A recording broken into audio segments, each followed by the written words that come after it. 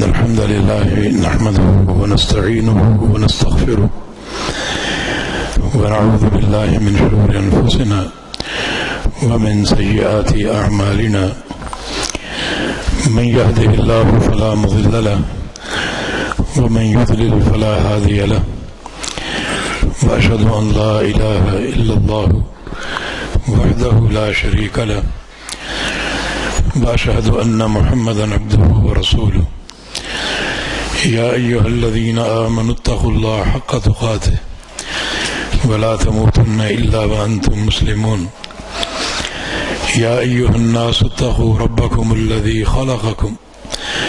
خلقكم من نفس واحدة وخلق منها زوجها وبث منهما رجالا كثيرا ونساء فاتقوا الله الذي تساءلون به والأرحام إن الله كان عليكم رقيبا يا أيها الذين آمنوا اتقوا الله وقولوا قولا سديدا يصلح لكم أعمالكم ويغفر لكم ذنوبكم ومن يطع الله ورسوله فقد فاز فوزا عظيما أما بعد فإن أصدق الكلام كلام الله وأحسن الهدي هدي محمد صلى الله تعالى عليه وسلم وشر الأمور محدثاتها وكل محدثة بدعة وكل بدعة ضلالة وكل ضلالة في النار من يطع الله ورسوله فقد رشد واهتدى ومن يعص الله ورسوله فقد ضل وغوى اللهم صل على محمد وعلى آل محمد كما صليت على إبراهيم وعلى آل إبراهيم إنك حميد مجيد اللهم بارك على محمد وعلى آل محمد كما باركت على إبراهيم وعلى آل إبراهيم إنك حميد مجيد سبحانك لا علم لنا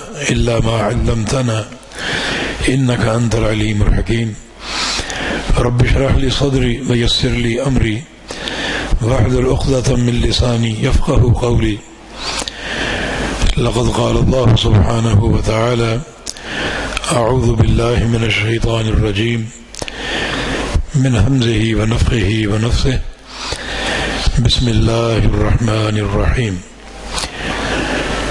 يا أيها الذين آمنوا استجيبوا لله وللرسول إذا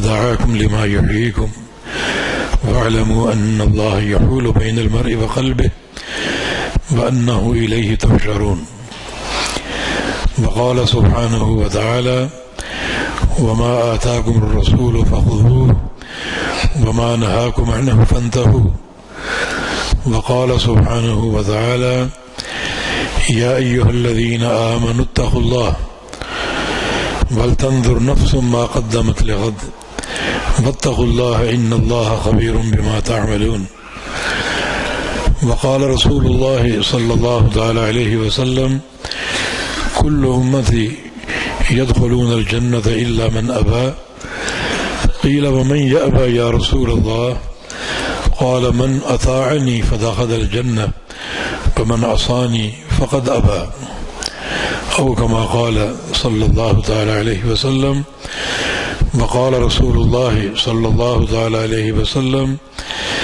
لا يؤمن أحدكم حتى يكون هواه تبعا لما جئت به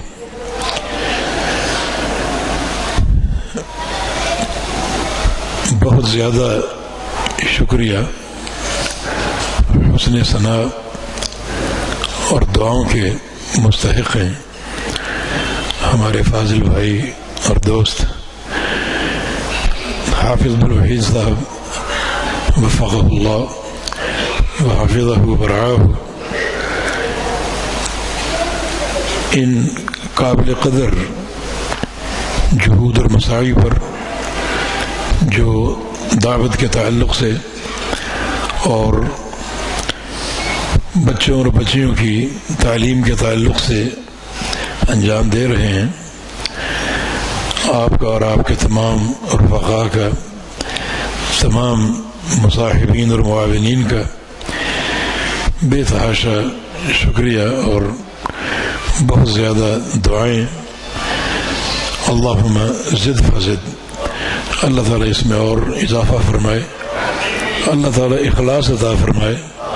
اللہ تعالیٰ ریاکاری سے بچائے. اور اللہ رب العزت ان تمام خدمات کو اور تمام جہود و مساعی کو آخرت کا اثاثہ بنا دے. میزان کے لیے ان تمام نیکیوں کو محفوظ فرما لے اور اللہ تعالی ہم سب سے راضی ہو جائے. آپ یہاں مسلسل آتے رہے, آج بھی تشریف لائے. اللہ رب العزت آپ کے ایک ایک قدم کو رحمتوں اور برکتوں سے بھر دے. اللہ تعالی ہر شر سے محفوظ رکھے اور اللہ رب العزت عافیت عطا فرمائے, شفا عطا فرمائے اور اللہ رب العزت دنیا اور آخرت کی آسانیاں عطا فرما دے. آج کا موضوع آپ نے سن لیا ہے. ان شریعت مطہرہ میں حدیث اور سنت کا مقام.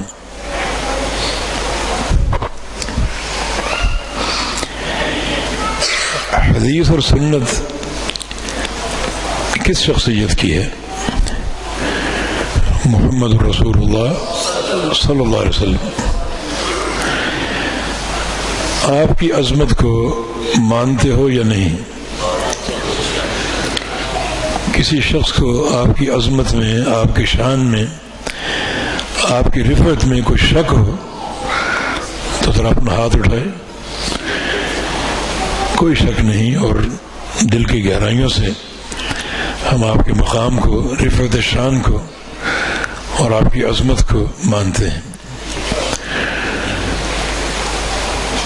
آپ کی عظمت کو ماننے والا اور آپ کی شان کو ماننے والا آپ کی بات کی عظمت کو نہ مانے, آپ کے فرامین کی عظمت کو نہ مانے, آپ کے افعال مبارکہ کی عظمت کو نہ مانے, تو اس انسان کے ایمان کے بارے میں کیا فیصلہ کرو گے؟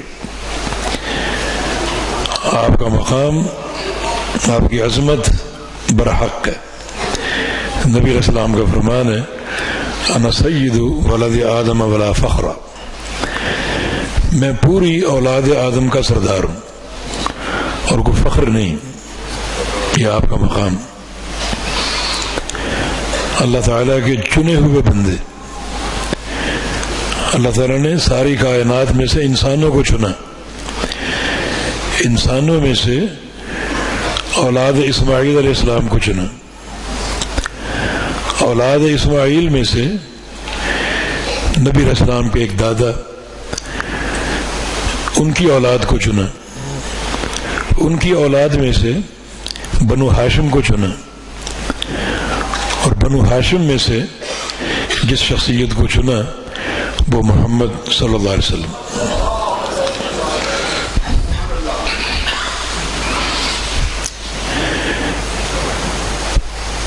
آپ کے خصائص میں یہ خاصیت کہ قیامت کے دن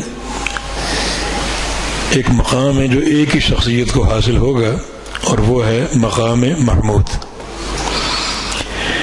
جس پر تمام اولین و آخرین اس شخصیت کی تعریف کریں گے, اس کی ثنا بیان کریں گے اور اس شخصیت کا شکریہ ادا کریں گے.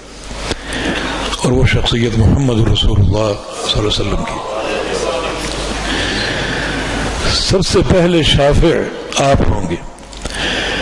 سب سے پہلے مشفع, جس کی سفارش قبول کی جائے گی, آپ ہوں گے.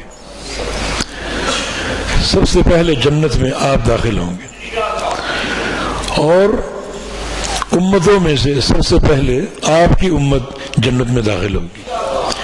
نبی علیہ السلام کا فرمان ہے, نحن الآخرون سابقون. ہم زمانے کے اعتبار سے سب سے آخر میں آئے ہیں, لیکن جنت کے داخلے کے اعتبار سے سب سے آگے ہوں گے. یہ شان اور یہ مقام آپ کی وجہ سے. اس ساری شان کو مانتے ہو یا نہیں مانتے؟ تو آپ کے فرامین کی رفعت اور اس کے مقام کو کیوں نہیں مانتے؟ اور یہ ہم عہد الحدیث کی دعوت ہے کہ آپ کی ذات کو مانتے ہو، آپ کی بات کو نہیں مانتے. یہ فرق کیوں ہے؟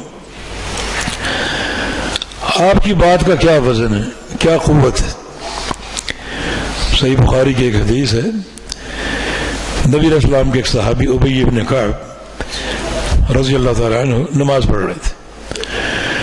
آپ نے انہیں آواز دی. ابی ابن کعب نماز میں مصروف رہے اور آپ کی بات اور آپ کی طرف توجہ نہیں دی. جلدی سے نماز سے فارغ ہوئے اور آپ کی خدمت میں حاضر ہوئے. تو آپ نے پوچھا کہ اے ابی ما منعک ان تأتینی اذ دعوتک، جب میں نے آپ کو بلایا تھا اس وقت کیوں نہیں آئے؟ عرض کیا کہ میں نماز پڑھ رہا تھا. فرمایا کہ تم نے اللہ تعالیٰ کا یہ فرمان نہیں سنا، استجیبوا للہ وللرسول اذا دعاکم لما یحییکم. اللہ اور اس کا رسول تمہیں جب بھی بلائے، جب بھی آواز دے، ان کی دعوت کو فوراً قبول کرو. یہ فرمان نہیں پڑھا تم نے؟ وہ نبی علیہ السلام یہ سمجھانا چاہ رہے ہیں کہ ایک شخص اگر نماز ہی پڑھ رہا ہو اور میں اس کو آواز دوں، اس پر یہ فرض ہوگا اپنی نماز توڑ کے میرے پاس آئے. یہ ہے اس بول کی قیمت جو آپ کی زبان سے صادر ہو رہا ہے. میں کہتا ہوں پوری دنیا ایک طرف ہو، صحابہ، تابعین، اتباع تابعین، محدثین، فقہاء، آپ نماز میں ہوں اور یہ سب مل کر آپ کو بلائیں، ان کے بلانے پر نماز توڑنا جائز ہوگا؟ سب پوری کائنات جمع ہے آپ نماز میں اور سب آپ کو بلا رہے ہیں، آپ کے لیے جائز ہوگا کہ ان کے بلانے پر نماز توڑ کے چلے جائیں؟ جائز نہیں ہوگا. یہ مقام ایک ہی شخصیت کی زبان کو حاصل، اور وہ محمد الرسول اللہ صلی اللہ علیہ وسلم. تو یہ بڑی عجیب بات ہے. نبی علیہ السلام کی ذات کو ماننا اور رفعت شان کو ماننا یہ فرض ہے، لیکن جو آپ کا اصل مشن ہے اپنی زبان سے حق بیان کرنا، دعوت دینا، اس مشن کی اس اہم بات کو اور اس کی اہمیت کو قبول نہیں کیا جاتا. حدیث مصطفیٰ علیہ الصلوۃ والسلام یہ دین اور دین فہمی کی اساس ہے.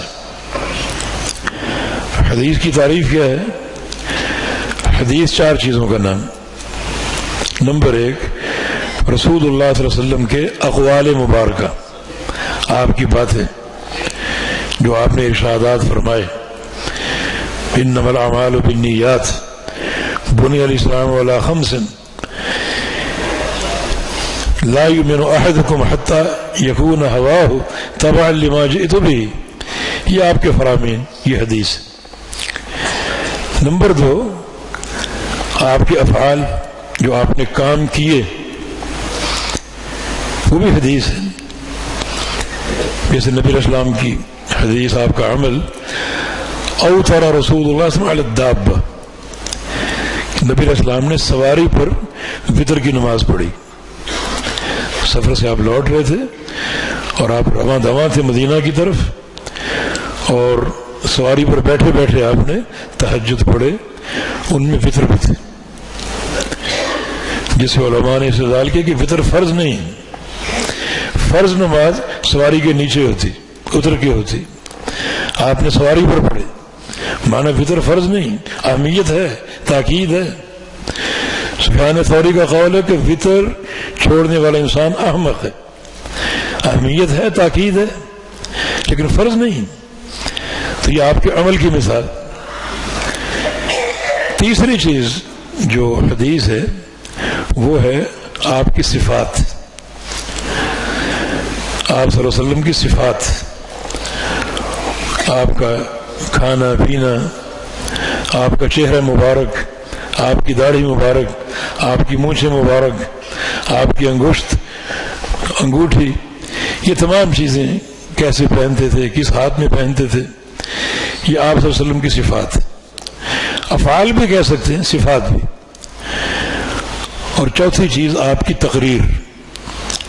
تقریر سے مراد یہ ہے کہ کوئی عمل آپ کے سامنے ہوا ہو، آپ نے خود نہ کیا ہو اور نہ روکا ہو، نہ خود کیا ہو نہ روکا ہو۔ نبی علیہ السلام کے دور میں جو بھی عمل ہو اس سے آپ نے منع نہ فرمایا، وہ آپ کی تقریر ہے۔ جیسے بنو سلمہ کی بستی میں عمرو بن سلمہ اپنی قوم کے امام تھے، اور عمرو بن سلمہ کی عمر 7 سال تھی۔ فقہ کہتی کہ بچہ بلوغت سے قبل امام نہیں بن سکتا، اور نبی علیہ السلام کے دور کا یہ واقعہ، ان کو امامت کا شرف تفویض کیا گیا اور وہ باقاعدہ امام بنے اور اپنے قبیلے اور بستی کے لوگوں کی جماعت کرایا کرتے تھے۔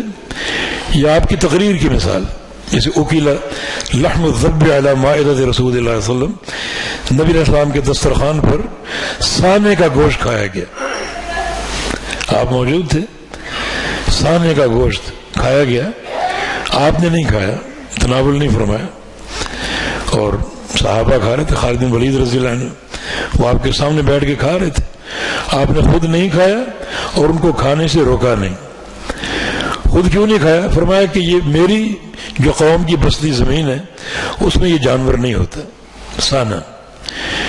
کچھ لوگ اس کو گوہ کہتے ہیں، گوہ نہیں ہے، گوہ حرام ہے، سانا حلال۔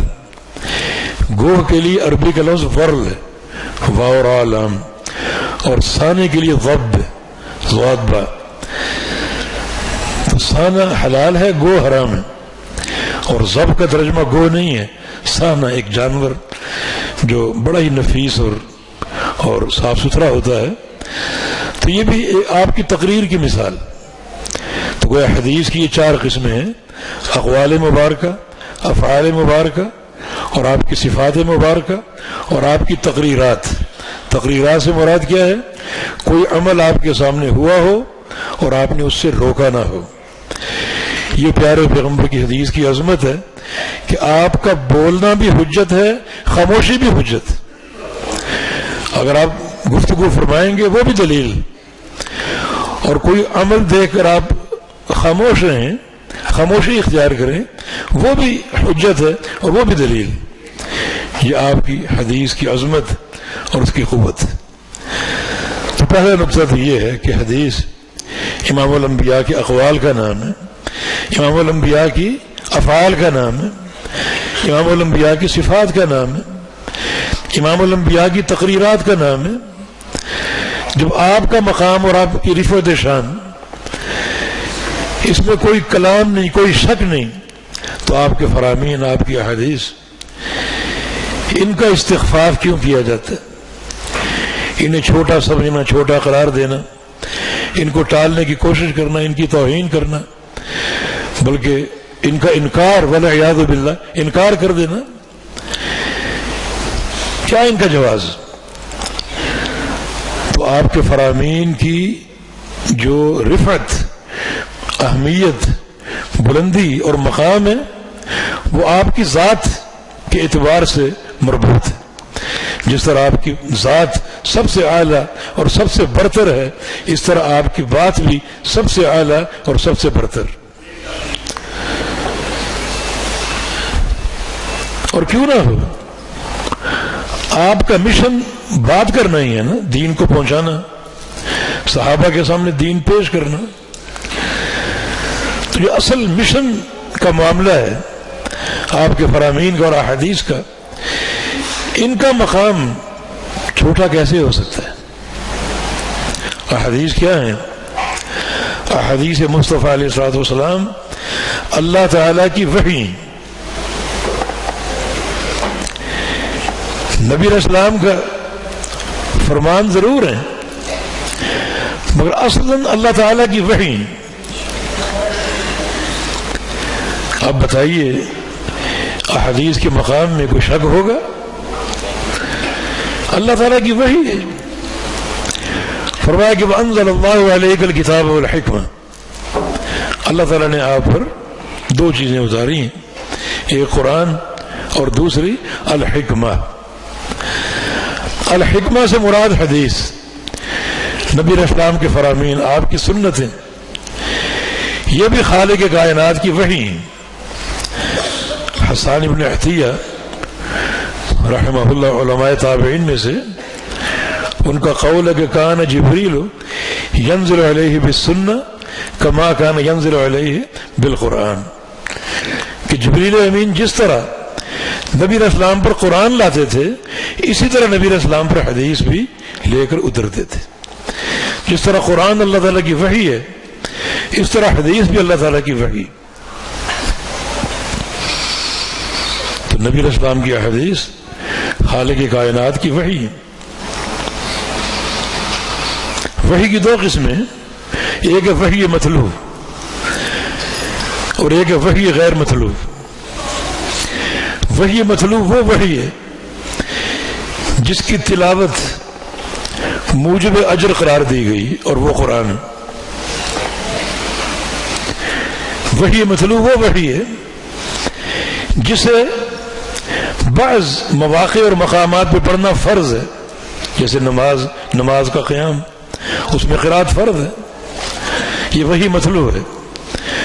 وحی غیر مطلوب یہ نبی علیہ السلام کی حدیث ہے جو دین کا حصہ ہے. ہاں اس کی تلاوت نہیں، تلاوت قرآن کی ہے، قرآن کی تلاوت کا اجر ہے. حدیث اگر پڑھیں گے سمجھیں گے اس کا ثواب برحق ہے، اس طرف ہم آئیں گے. لیکن قرآن پاک متعبد بالتلاوہ ہے. من قرأ من القرآن حرفا فله 10 حسنات، جو قرآن کا ایک حرف پڑھ لے اس کو 10 نیکیاں ملیں گی. فرمایا کہ الف لام میم 3 حرف ہیں. اگر آپ نے بیٹھے بیٹھے صرف یہ کہا الف لام میم، تو آپ کے کھاتے میں 30 نیکیاں درج کر دی جائیں گی. ہاں یہ بات الگ ہے کہ قرآن پاک کے بعض مقامات ایسے ہیں، بعض حصے ایسے ہیں جن کی تلاوت کا اجر زیادہ ہے. جیسے نبی علیہ السلام نے سورہ اخلاص کے بارے میں فرمایا کہ انہا لتعدل ثلث القرآن، کہ سورہ اخلاص چھوٹی سی سورت 1/3 قرآن کے برابر، 1/3 قرآن کے. یعنی جو شخص 3 دفعہ قل هو اللہ احد یہ سورہ مکمل پڑھ لے، اللہ تعالیٰ اسے پورے قرآن پڑھنے کا اجر عطا فرمائے گا. یہ وحی مطلوب ہے متعبد بالتلاوہ، جس کی تلاوت کا اجر ہے، اور بعض مواقع پر اس کی تلاوت فرض ہے. احادیث وحی ہیں، وحی غیر مطلوب، یعنی قرآن پاک آسمان سے اترا لفظاً و معنی. احادیث آسمان سے اتری باعتبار معنی. الفاظ کس کے ہیں؟ محمد الرسول اللہ صلی اللہ علیہ وسلم کے. اور ان الفاظ میں اتنی جامعیت ہے کہ رسول اللہ صلی اللہ علیہ وسلم کا فرمان ہے کہ اعطیت جوامع الکلم، مجھے اللہ رب العزت نے جوامع الکلم کی صلاحیت دی ہے. جو آسمان سے پیغام آتے ہیں ان پیغام کو اپنے الفاظ میں بیان کرتا ہوں، تم تک پہنچاتا ہوں، اور وہ جو بیان کرتا ہوں وہ جامع ہے، جوامع میں سے ہیں. جامع کا معنی یہ ہے کہ بعض اوقات ایک جملہ چھوٹا سا بول کر پورا دین اور جنت کا سارا پروگرام واضح کر سکتا ہوں.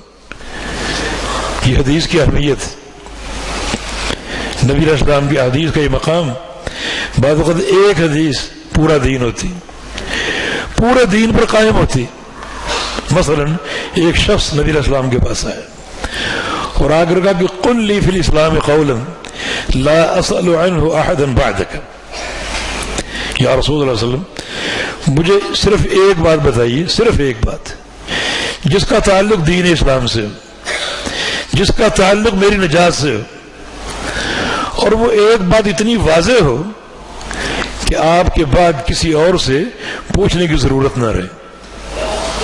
اب ایک ہی سوال اور کتنی شرائط ہے کہ ایک بات فرمائیں اور وہ ایک ہو، اس کا تعلق بھی دین سے ہو اور نجات سے ہو، اور وہ واضح ہو، اس میں کوئی اغلاق نہ ہو، ابہام نہ ہو، میں سمجھ جاؤں سن کر، اور آپ کے بعد کسی اور سے پوچھنے کی ضرورت نہ رہے۔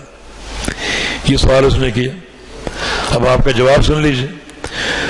فرمایا کہ قل آمنت باللہ ثم استقم، تمہارے سوال کا یہ جواب، کہہ دو میں نے اللہ کو مان لیا اور اس ماننے پر سیدھا ہو جاؤ، یہ پورا دین ہے، اللہ کو مان لیا، اللہ تعالیٰ کو مان لو، اس پر سیدھے ہو جاؤ، یہ پورا دین ہے، جنت کا پورا پروگرام۔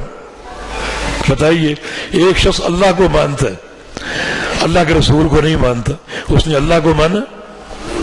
اللہ کو مانتا ہے، اللہ کے پیارے پیغمبر کی احادیث کو اور فرامین کو نہیں مانتا، اس نے اللہ کو مانا؟ اللہ کو مانتا ہے، اس کی فرض کی ہوئی نماز نہیں پڑھتا، اس نے اللہ کو مانا؟ اللہ کو مانتا ہے، صاحب استطاعت ہے، زکوٰۃ نہیں دیتا، اس نے اللہ کو مانا؟ اللہ کو مانتا ہے اور اس کی منع کردہ شے مثلا شراب پیتا ہے، اس نے اللہ کو مانا؟ اللہ اکبر، اس ایک سوال میں پورا دین۔ قل آمنت باللہ ثم استقم، کہہ دو میں نے اللہ کو مان لیا اور پھر اس پر سیدھے ہو جاؤ۔ یہ حدیث نبی صلی اللہ علیہ وسلم کی، جو اللہ تعالیٰ کی وحی، تو ما ينطق عن الهوى ان هو الا وحی یوحى، ہمارا حبیب کبھی اپنی خواہش سے بات نہیں کرتا اس دین میں جب بھی گفتگو کرے گا، بات کرے گا، وہ اللہ کی وحی ہوگی۔ اور یہ جو وحی کی دوسری قسم، وحی غیر مطلوب، نبی علیہ السلام کی حدیث، یہ وحی غیر مطلوب۔ امام بخاری رحمۃ اللہ علیہ نے جو صحیح بخاری لکھی، اس کا اصل موضوع صحیح احادیث کا بیان ہے، اصل موضوع صحیح احادیث کی روایت، یعنی صحیح بخاری کا اصل موضوع وحی مطلوب نہیں، قرآن پاک نہیں، بلکہ اس کا اصل موضوع وحی غیر مطلوب۔ پہلا باب جو قائم کیا، باب بدء الوحی، کیف کان بدء الوحی الی رسول اللہ صلی اللہ علیہ وسلم، وحی کے تعلق سے، اور اس باب کے تحت ایک آیت کریمہ ذکر کی، وہ آیت کریمہ قابل غور، انا اوحینا الیک کما اوحینا الی نوح والنبیین من بعدہ، اے محمد صلی اللہ علیہ وسلم ہم نے آپ کی طرف وحی کی، اور یہ آپ کی وحی ویسی ہے جیسی نوح علیہ السلام کی اور نوح علیہ السلام کے بعد دیگر انبیاء کی، جتنے بھی نبی ہیں نوح علیہ السلام سے لے کر عیسیٰ علیہ السلام تک، جس طرح ان انبیاء کی طرف وحی کی، اسی طرح ہم نے آپ کی طرف وحی کی۔ اور نوح علیہ السلام کی وحی اور بیشتر انبیاء کی وحی غیر مطلوب تھی۔ ورنہ بتائیے کہ نوح علیہ السلام پر کون سی کتاب اتری؟ موسیٰ علیہ السلام پر تورات اتری، عیسیٰ علیہ السلام پر انجیل اتری، داؤد علیہ السلام پر زبور اتری، یہ تینوں وحی مطلوب ہیں، جسے قرآن وحی مطلوب۔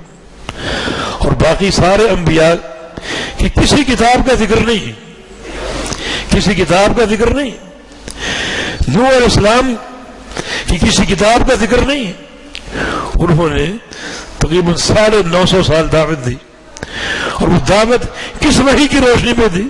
وحی غیر مطلوب، جس کو آپ حدیث کہتے ہیں، حدیث کی روشنی میں دی۔ موسیٰ علیہ السلام، موسیٰ علیہ السلام کو تورات کب ملی؟ فرعون کے غرق ہونے کے بعد، یہ وحی مطلوب۔ فرعون کے غرق ہونے کے بعد جب آپ اپنی قوم کو چھوڑ کر گئے، کوہ طور پر گئے، واپس آئے تو الواح، تختیاں آپ کے ہاتھ میں تھی، اللہ تعالیٰ کی وحی لے کر آئے، تورات لے کر آئے، یہ وحی مطلوب ہے۔ اس سے قبل جو فرعون کو دعوت دی، پوری قوم کو دعوت دی، وہ کس وحی کی روشنی میں دی؟ کتاب تو آج ملی، کتاب تو کوہ طور پر ملی موسیٰ علیہ السلام کی ہلاکت کے بعد، تو موسیٰ علیہ السلام فرعون کی ہلاکت کے بعد، تو فرعون کو پوری زندگی موسیٰ علیہ السلام نے جو دعوت دی وہ کس وحی کی روشنی میں تھی؟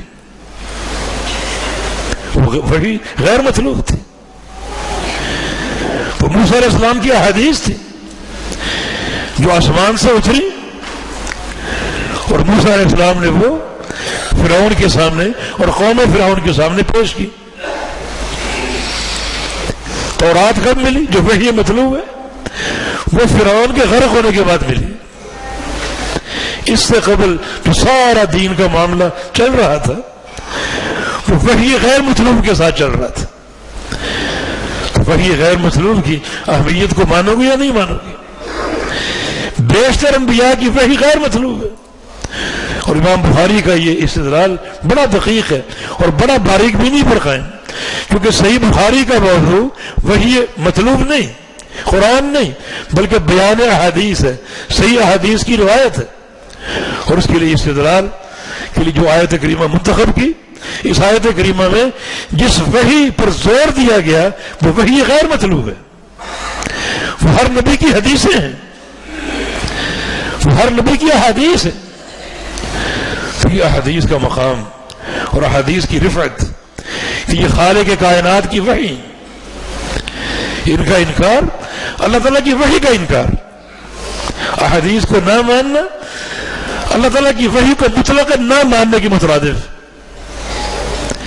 دیکھیں جو لوگ احادیث کو نہیں مانتے ہم ان سے کہتے ہیں کہ احادیث کو ایک طرف کر دو، قرآن پاک کو ثابت کرو. قرآن پاک کی حقانیت اور صداقت کو ثابت کرو احادیث سے ہٹ کر. احادیث سے آپ نے کوئی مس نہیں رکھنا، قرآن پاک کو ثابت کرو. وہ ایڑی چھوٹی کا زور لگا لیں، قرآن پاک کو ثابت نہیں کر سکیں گے.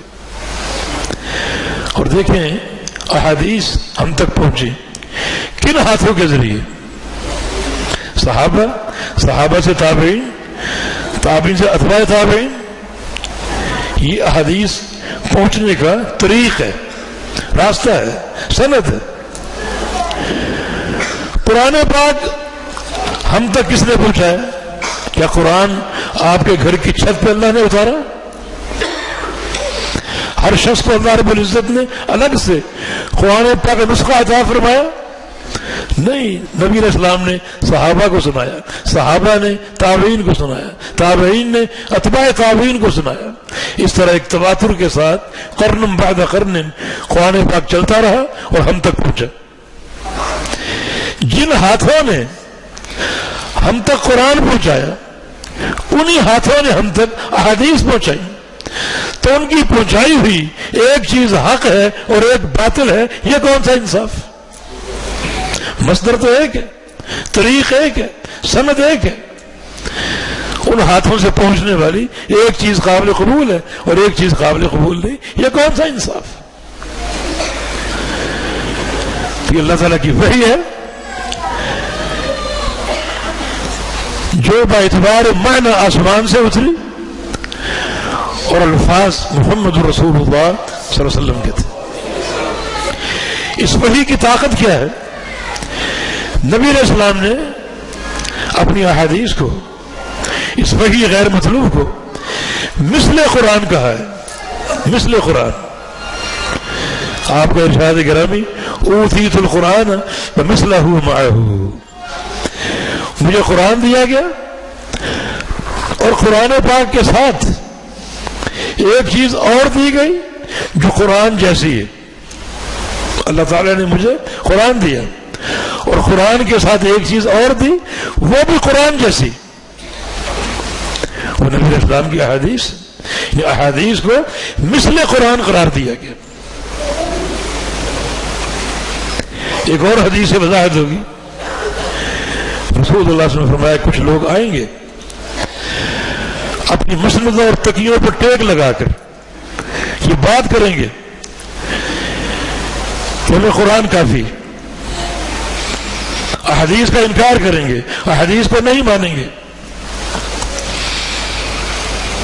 انہیں کہہ دینا کہ انما حرم رسول اللہ مثل ما حرم اللہ. انہیں کہہ دینا کہ جس چیز کی حرمت اللہ کے پیارے پیغمبر کی زبان سے صادر ہوئی اور ثابت ہوئی.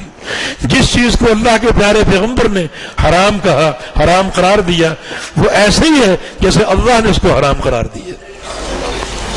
یعنی حدیث مثل قرآن، جس کی تشریعی طاقت ہے وہ قرآن جیسی. کیوں؟ قرآن بھی اللہ کی وحی، حدیث بھی اللہ کی وحی. ایک وحی طاقتور ہو، ایک وحی کمزور ہو، یہ کون سا انصاف؟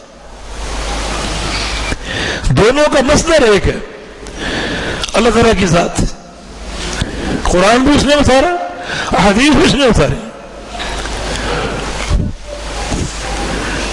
ایک چیز قابل قبول ہو، ایک چیز قابل رد ہو، یہ کون سا دین ہے، کون سی عقل ہے اور کون سا انصاف؟ بلکہ رسول اللہ صلی اللہ علیہ وسلم نے ایک حدیث میں حدیث کو کتاب اللہ کہا ہے. حدیث کا نام کیا رکھا؟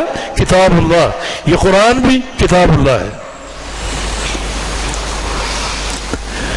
صحیح بخاری میں ایک چھوٹا سا واقعہ مذکور. ایک نوجوان لڑکا غیر شادی شدہ تھا، اس سے زنا کا ارتکاب ہو گیا.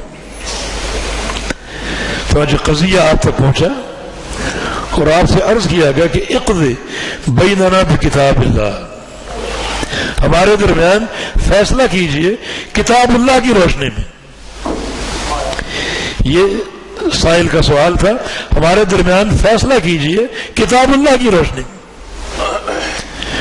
اب جس لڑکے سے یہ حرکت سرزد ہوئی وہ غیر شادی شدہ تھا. جس عورت کے ساتھ یہ زنا کا ارتکاب کیا وہ شادی شدہ تھا. رسول اللہ صلی اللہ علیہ وسلم نے کیا فرمایا؟ سوف اقضی بینکما بکتاب اللہ، میں ان قریب ابھی تمہارے درمیان فیصلہ کرتا ہوں کتاب اللہ کے ساتھ. ان کا سوال بھی یہی تھا کہ ہمارے بیچ فیصلہ کیجئے کتاب اللہ کی روشنی میں. فرمایا کہ تمہارے بیچ فیصلہ کروں گا کتاب اللہ کی روشنی میں. پھر آپ نے فیصلہ کیا فرمایا؟ یہ لڑکا چونکہ شادی شدہ نہیں، لہذا اس کی پیٹھ پر 100 کوڑے مارے جائیں گے اور 1 سال کے لیے جلا وطن کیا جائے گا. مدینے سے نکال دیا جائے گا، 1 سال باہر رہے گا، 1 سال بعد لوٹے گا. اور جو عورت ہے جس کے ساتھ یہ واقعہ ہوا، کیونکہ وہ شادی شدہ ہے، اس کے اعتراف پر اس کو رجم کرنے کا حکم دیا. وقت یا انیس ان اعتراف فرجم ہے، خود عورت کے پاس جاؤ، اس نے اگر اپنے اس عمل کا اعتراف کر لیا اس کو رجم کر دینا. آپ نے کیا فرمایا تھا کہ میں تمہارے بیچ فیصلہ کروں گا کتاب اللہ کے ساتھ. یہ فیصلہ ہے کہ لڑکے پر 100 کوڑے اور 1 سال کی جلا وطنی اور عورت پر رجم. اب بتائیے تینوں سزائیں کتاب اللہ میں موجود ہیں؟ قرآن پاک میں موجود ہے؟ نہیں. قرآن پاک میں صرف ایک سزا ہے اور وہ ہے کوڑوں کی، 100 کوڑوں کی. باقی سال بھر کی جلا وطنی اور اس عورت کو رجم کرنا، یہ دونوں سزائیں قرآن پاک میں موجود نہیں ہیں. جبکہ آپ نے فرمایا کہ میں تمہارے بیچ فیصلہ کروں گا کتاب اللہ کے ساتھ. فیصلہ کیا آپ نے احادیث کی روشنی میں، مانا احادیث بھی کتاب اللہ ہے. اسی بات کی تقویت کہ اوتیت القرآن ومثلہ معہ، مجھے قرآن دیا گیا اور قرآن کے ساتھ ایک چیز اور دی گئی جو قرآن جیسی. تو اللہ تعالیٰ کی وحی، قرآن بھی اور حدیث بھی، یہ حدیث کی عظمت اور یہ حدیث کا مقام ہے کہ یہ خالق کائنات کی وحی، اللہ کے پیارے پیغمبر کی زبان مبارک سے نکلے ہوئے الفاظ، آپ کے بابرکت عمل. تو آپ کے شرف کو ماننے والوں، آپ کے فرامین، آپ کے اعمال مبارکہ، ان کے شرف میں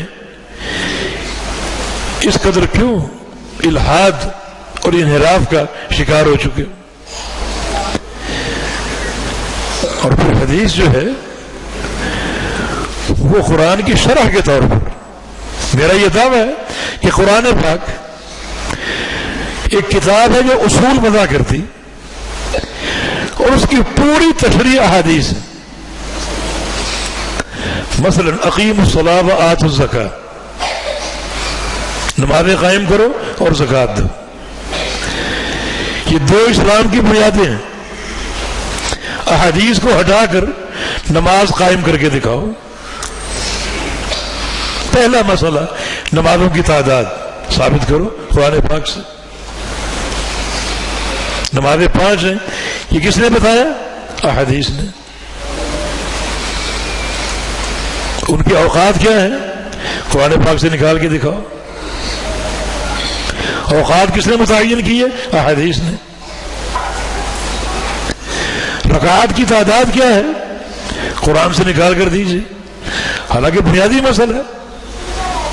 قیامت کے دن سب سے پہلا حساب نماز کا ہوگا. اسلام اور کفر میں فرق نماز ہے.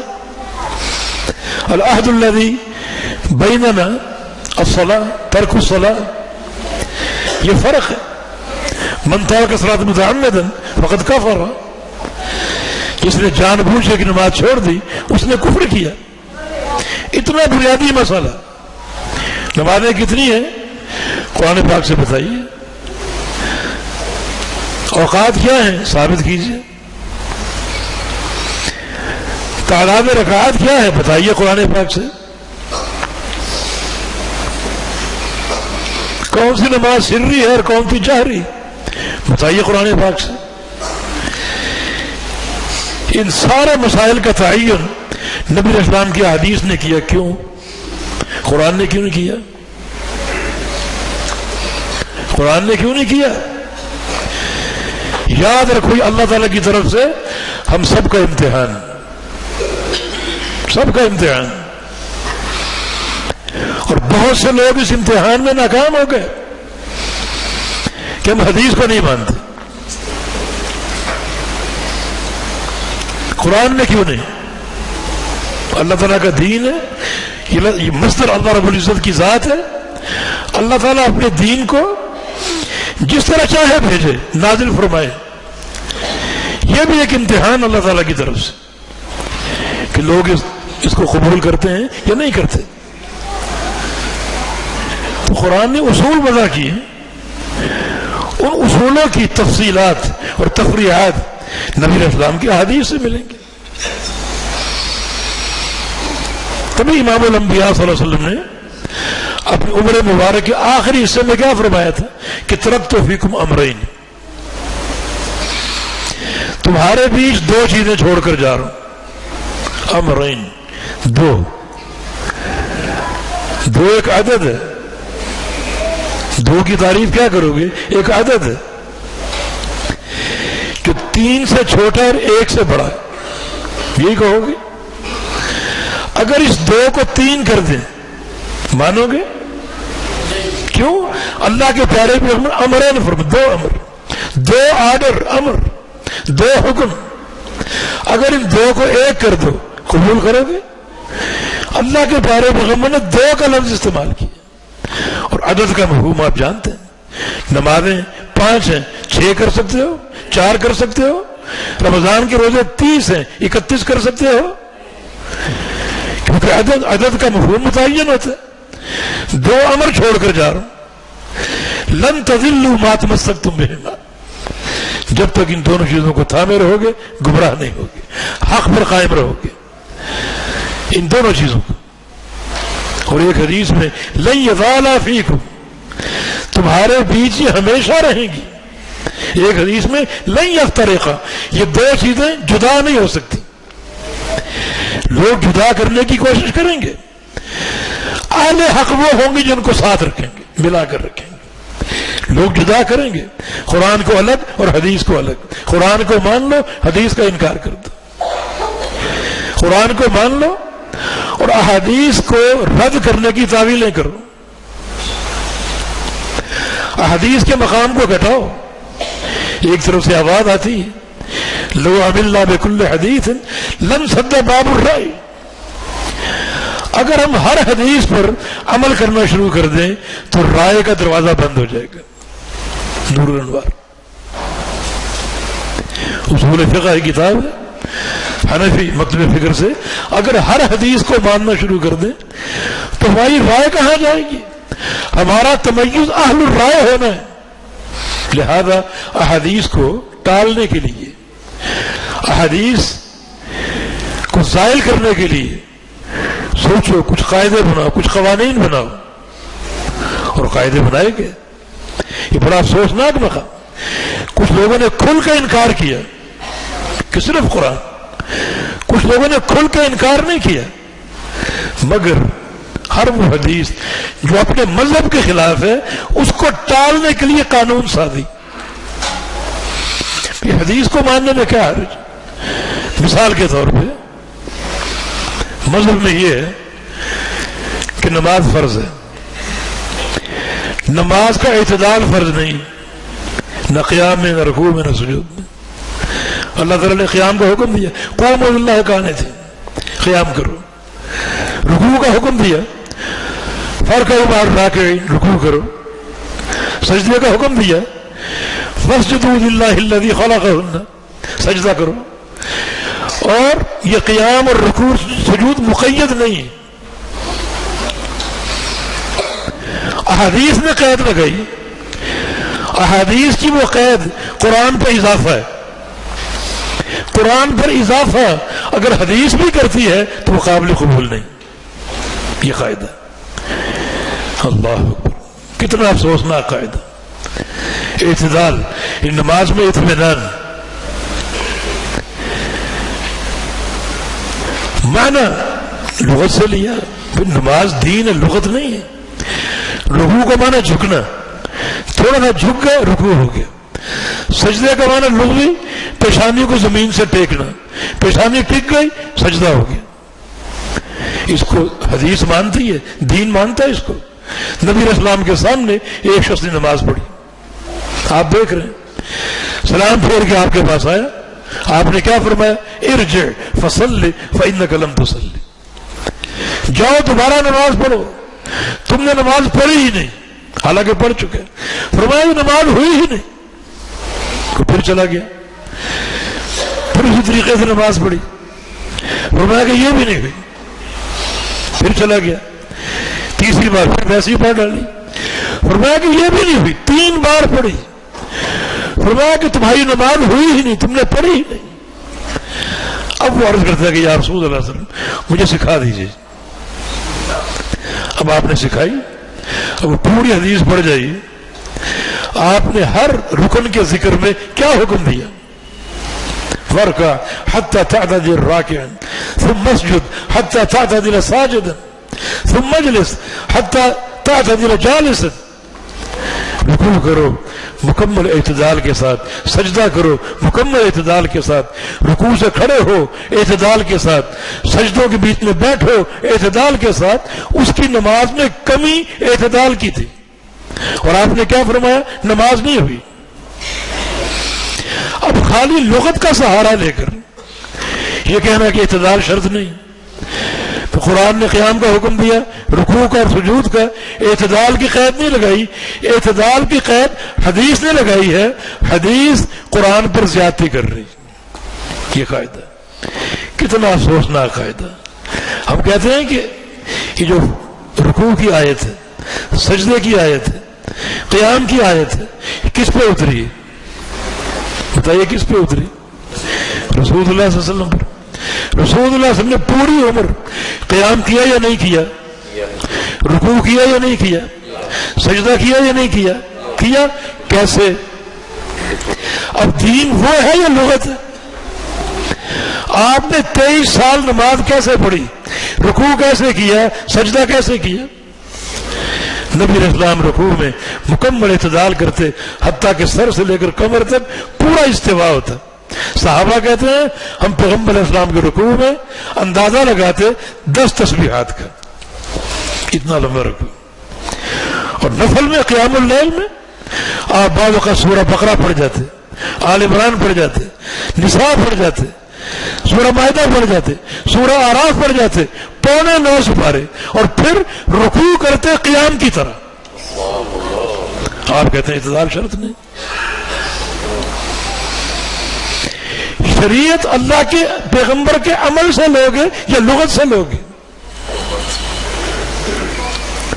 فقہ کا ایک مسئلہ، ایک شخص وضو کر رہا ہو اور سر کے چند بال گیلے کر لے، مسح جب کرنے کی باری آئے تو اس کا وضو ہو جائے گا، بلکہ یہاں تک لکھا کہ وضو کر رہا ہے، سامنے دیوار گیلی ہے، اس سے سر رگڑ لیے، وضو ہو جائے گا۔ میں ضرورت اس کی، ضرورت کیا ہے اس کی؟ اس عالی شان اجتہاد کی ضرورت کیا ہے؟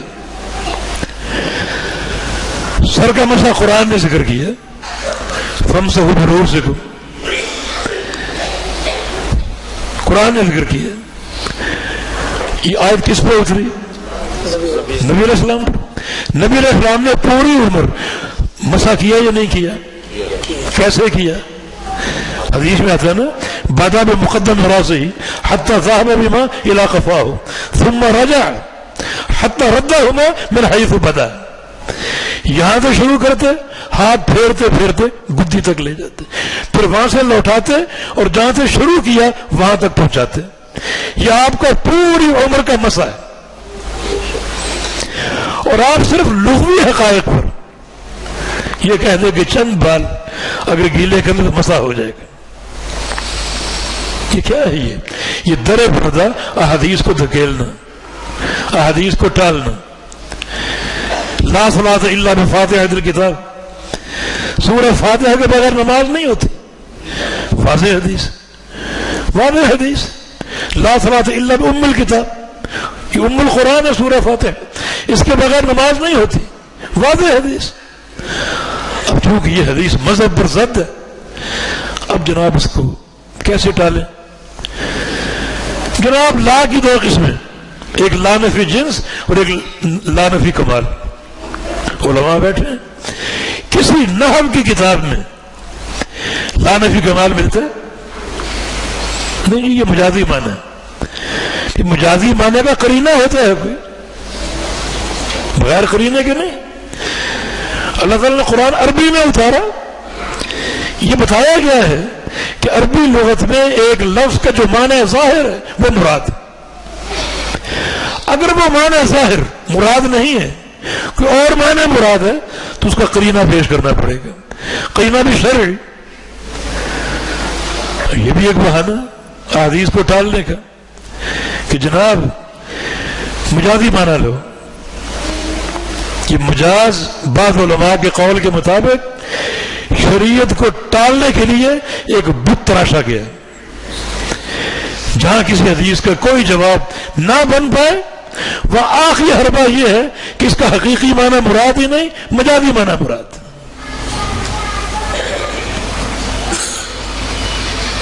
جناب اگر کوئی حدیث مذہب کے خلاف ہو اور وہ حدیث عقل کے بھی خلاف ہو، حدیث مصطفیٰ دین عقل کے خلاف، تو اس کے راوی کو دیکھو، وہ فقیہ ہے یا غیر فقیہ؟ اگر غیر فقیہ ہے تو وہ حدیث قابل قبول نہیں۔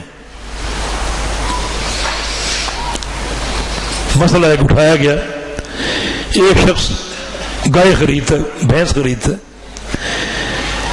بیچنے والے نے 2-3 دن اس کا دودھ نہیں دھویا تاکہ اس کے تھن بھر جائیں اور دودھ زیادہ جمع ہو جائے۔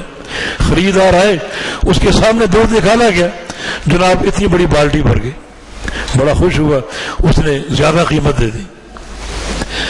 اگلے دن گیا، دودھ دھونے بیٹھا، ایک گلاس بھی نہیں بھرا۔ اس کو کہتے ہیں مسرات، مسرات۔ نبی علیہ السلام کا فرمان، جس نے بکری یا گائے یا بھینس خریدی یا اونٹنی یا کوئی بھی جانور اور وہ مسرات نکلا، پہلے دن تو اس نے خوب دودھ دیا، ان بیچنے والے نے دودھ روکے رکھا تاکہ زیادہ جمع ہو، زیادہ قیمت ملے۔ اب اگلے دن دودھ بالکل بہت کم، یہ مسرات۔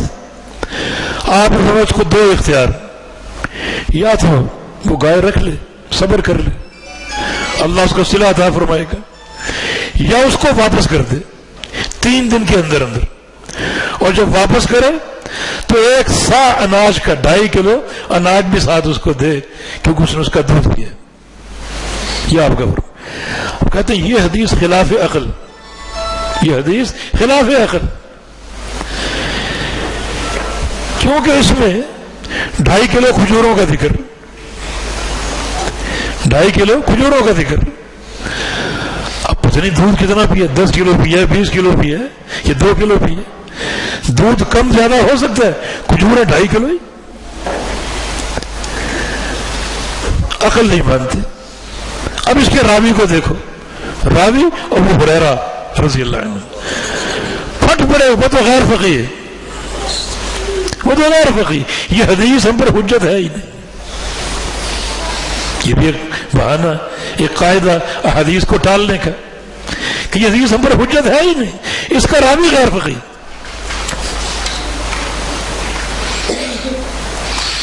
حالانکہ رسول اللہ صلی اللہ علیہ وسلم کا جو فیصلہ ہے وہ سب کے لیے قابل قبول ہونا چاہیے.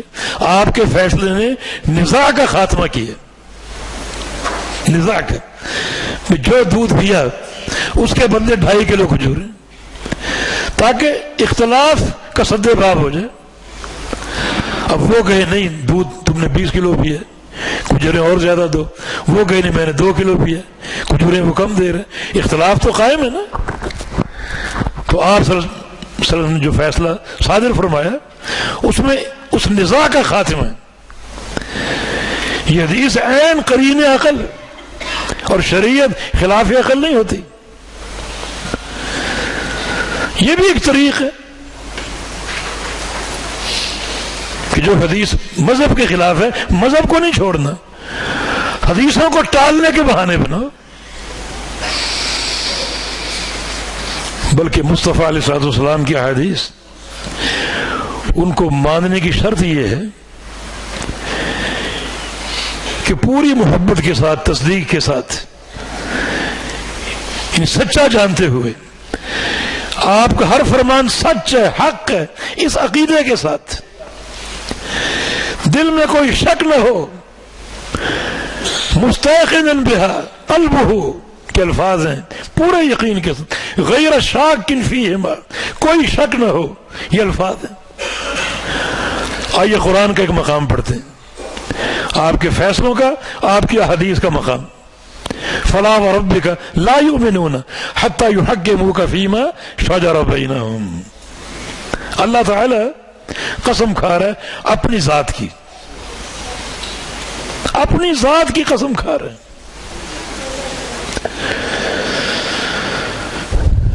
یعنی یہ فیصلہ اللہ تعالیٰ بیان فرما رہا ہے اپنی ذات کی قسم کھا کر. تو وہ لوگ کتنے بدبخت ہوں گے جو اس فیصلے کو قبول نہ کریں جسے اللہ تعالیٰ اپنی ذات کی قسم کھا کے بیان کر رہے ہیں. کتنے بد نصیب ہوں. ہمارا تو عقیدہ ہے اس کا ہر فرمان پر حق ہے، قسم کھا کر بیان کرے یا بغیر قسم کے. لیکن قسم کھا کر جو بیان کی اسے بھی کوئی قبول نہ کرے تو کتنا بد نصیب ہوگا، کتنا بدبخت ہوگا، کتنا شقی ہوگا، وہ کتنا اس شریعت سے محروم اور دور اور قلاش ہوگا. لا یؤمنون، فرمایا کہ یہ لوگ مومن نہیں ہو سکتے حتی یحکموک فیما شجر بینہم، جب تک آپ کو حاکم نہ مان لیں اپنے اختلافات میں، اپنے تنازعات میں. آپ کو حاکم نہ مان لیں. حاکم ماننے کے 2 معنی، ایک یہ کہ عقیدہ ہو کہ ہر معاملے میں آپ حاکم ہیں اور کوئی نہیں، یہ عقیدہ. دوسرا یہ کہ عملی طور پر فیصلہ بھی آپ سے کروائے، کسی اور سے نہیں، فیصلہ بھی آپ سے کروائے. یہ حاکم ماننا. یہ آیت کریمہ کب اتری؟ ایک چھوٹا سا معاملہ پیش آیا مدینہ منورہ میں. زبیر بن عوام رضی اللہ عنہ، ان کا اختلاف ہو گیا ایک انصاری صحابی کے ساتھ پانی کی ایک نالی کے بارے میں. یہ نکتہ تھا. دونوں کا باغ تھا اور دونوں کا باغ اس پانی کی نالی سے سیراب ہوتا تھا. اختلاف یہ تھا کہ پہلے کس کا باغ سیراب ہو. زبیر کا موقف یہ تھا کہ پہلے میرے باغ کو پانی ملے پھر تمہارے باغ کو. انصاری کا موقف یہ تھا کہ پہلے میرے باغ کو ملے. قضیہ اللہ کے پیغمبر تک پہنچا. آپ نے فرمایا کہ ہم محل وقوع کا جو ہے وہ دورہ کرتے ہیں, وزٹ کرتے ہیں, دیکھتے ہیں یہ نالی کہاں ہے اور باغ کہاں ہے. جب آپ نے اس مقام کو دیکھا جہاں سے وہ نالی گزر رہی تو پہلے زبیر کا باغ تھا, پھر انصاری کا, اور زبیر کا باغ اوپر تھا, انصاری کی زمین ذرا نیچے تھی.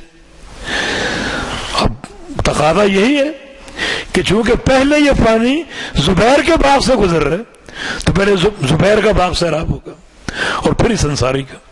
آپ نے فرما دیا کہ اس کے یا زبیر ثم ارسل الماء الى جارک, زبیر پہلے تم اپنے باغ کو سیراب کر لو, جو تمہارا باغ سیراب ہو جائے تو پانی اپنے پڑوسی کے لیے چھوڑ دو. جو پانی چھوڑ دو گے کیونکہ ہمارا فیصلہ ہے تو پڑوسی کا باغ بھی ضرور سیراب ہوگا, پانی کی کمی نہیں ہوگی کیونکہ امام الانبیاء کا فیصلہ ہے.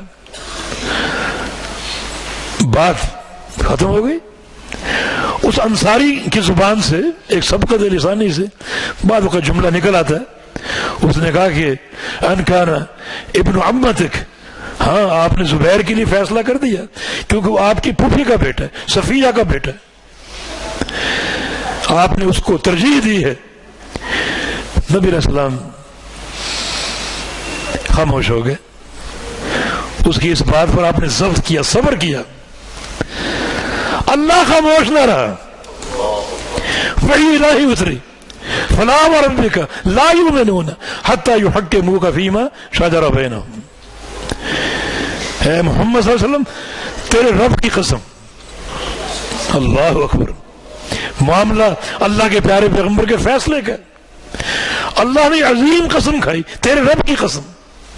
یہ لوگ مومن نہیں ہو سکتے جب تک اپنے اختلافات میں, تنازعات میں آپ کو حاکم نہ مان لیں. یعنی حاکم مانے اور فیصلہ آپ سے کرائیں, یہ دو باتیں, یہ دو چیزیں ہو گئی. ثم لا یجدوا فی انفسہم حرجا مما قضیت, پھر آپ کے فیصلے کو سن کر اپنے دل میں ذرہ برابر بھی خلجان, تنگی یا شک محسوس نہ کریں. وَيُسَلِّمُوا تسلیما, اور چوتھی بات یہ ہے کہ اس کو شرح صدر کے ساتھ قبول کر لیں. یہ چار باتیں.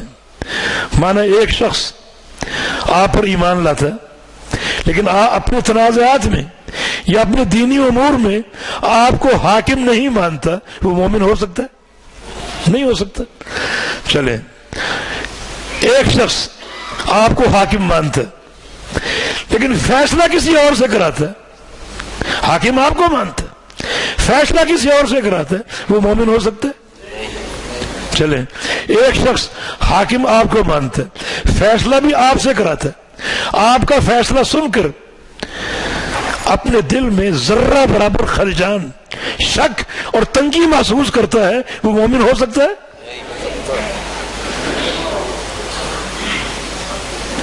اور چوتھی چیز وہ یسلموا تسلیما, اس کو دل کی گہرائیوں سے شرح صدر کے ساتھ قبول کر لو, تب تم مومن ہوگے. یہ چار شرطیں. معاملہ کیا ہے؟ پانی کی نالی کا. پانی کی نالی کا کام کیا ہے؟ باغوں کو سیراب کرنا, دنیا کا معمولی سا فائدہ. یہاں معاملہ کیا ہے؟ عقیدے کا, توحید کا, نماز کا, حج کا, زکوٰۃ کا. ان امور میں اگر اختلاف ہو جائے, اللہ کے پیارے پیغمبر کو ان امور میں حاکم نہیں مانتے, مومن ہو سکو گے؟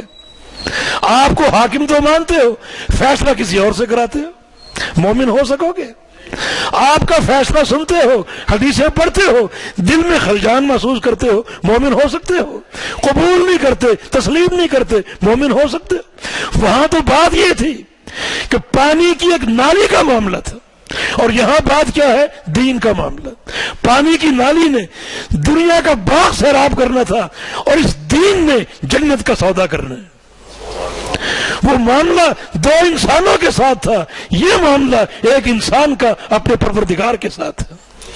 وہ معاملہ دنیا کی ایک بستی کے مابین تھا, اور یہ معاملہ اس جہاں کا اگلے جہاں کے ساتھ ہے. کہ دین اللہ کے پیارے پیغمبر کے فرامین, آپ کی احادیث, اس کی کوئی معمولی وقعت ہے؟ اللہ تعالیٰ نے کتنی قیدیں لگائی، حالانکہ دنیا کا معاملہ تھا کہ پانی کی اس نالی کے معاملے میں میرے پیغمبر کے فیصلے کو قبول نہ کرنے والا مومن نہیں۔ وہ صحابہ تھے، بات سمجھ گئے، قبول کر لیا، بات ختم ہو گئی، مگر آج یہ فتنے، یہ اختلافات، تنازعات جو کہ توں قائم۔ احادیث کے مقام کو سمجھو اور پہچانو۔ احادیث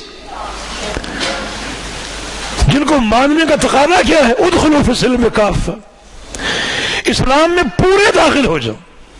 اسلام قرآن و حدیث کا نام، پوری طرح قرآن و حدیث کے دامن میں اپنے آپ کو داخل کر لو، اپنے آپ کو چھپا لو اور قرآن و حدیث کو لپیٹ لو، اس دائرے میں داخل ہو جاؤ۔ پہلے ہم بھی کبھی جایا کرتے تھے جماعت کے ساتھ، اور کیا دیکھتے ہیں اکثر خطیب صاحب بیٹھے ممبر پہ اور نماز کا درس دے رہے ہیں، نماز کی یہ فضیلت اور یہ حدیث، یہ فضیلت اور یہ حدیث، یہ فضیلت اور یہ حدیث، یہ فضیلت اور یہ حدیث، 10-12 حدیثیں ایک ہی مجلس میں نماز کے فضائل پر بیان کر دی۔ خوشی کی بات۔ اگلا مرحلہ نماز پڑھنی کیسے ہے، حدیثیں غائب ہو گئی۔